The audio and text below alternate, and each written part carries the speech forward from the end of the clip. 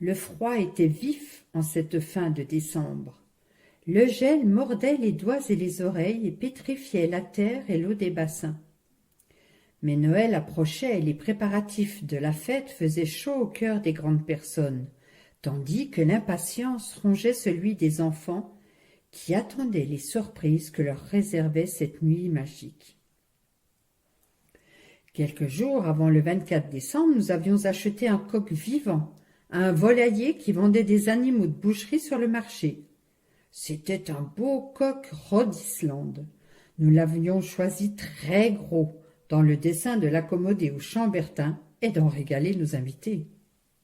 Sa livrée était magnifique, rouge sombre à reflets acajou, et le soleil teintait de bleu et de vert métallique les plumes frémissantes de sa queue.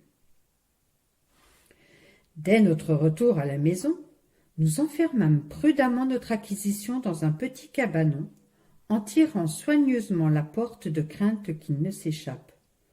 Pour son confort, nous avions couvert le sol cimenté d'une toile épaisse afin de l'isoler du froid. Nous étions satisfaits de notre achat.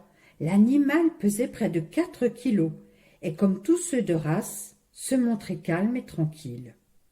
Mais il fallait le tuer, et cela un jour ou deux avant de le mettre à cuire.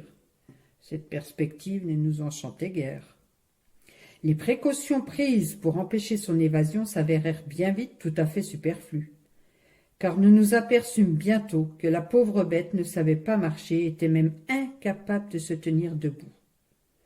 Il avait probablement toujours été enfermé dans une de ces cages d'élevage où les volailles passent leur courte vie, accroupies, ayant tout juste la place pour se nourrir et accomplir les fonctions les plus élémentaires.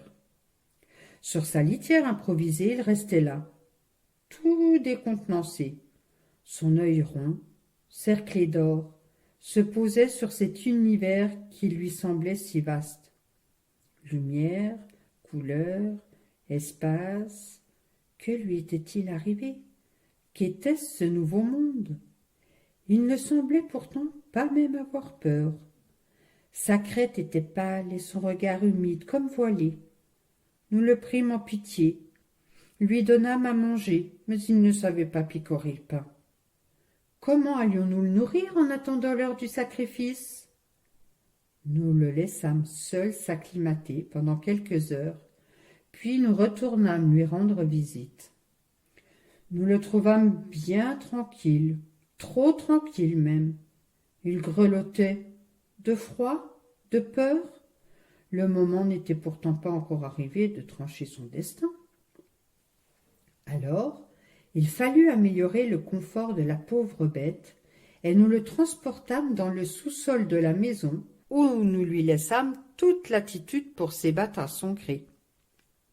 Il mangea peu.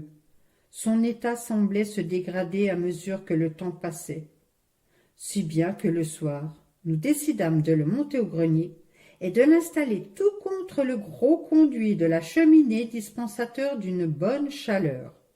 Et là, peu à peu, sa circulation sanguine reprit son cours normal. Sa crête et ses barbillons redevinrent écarlates. « Allons, Coco, ne te laisse pas mourir ainsi, remets-toi, un peu de courage. » Pauvre animal, incapable de se tenir debout. Le lendemain, notre première visite fut pour lui. La santé lui revenait visiblement. Il avait absorbé sa bouillie de pain et essayait de se lever. Au plaisir que nous avons éprouvé à constater cette guérison, nous avons compris que jamais nous ne pourrions rompre le fil de cette vie que nous nous étions efforcés de prolonger. Les soins prodigués avaient créé des liens de sympathie. La compassion que nous inspirait le triste passé de cette innocente victime et une répulsion naturelle à supprimer la vie nous conduisirent à accorder de grand cœur la grâce à notre nouvel ami et à choisir un autre menu de réveillon.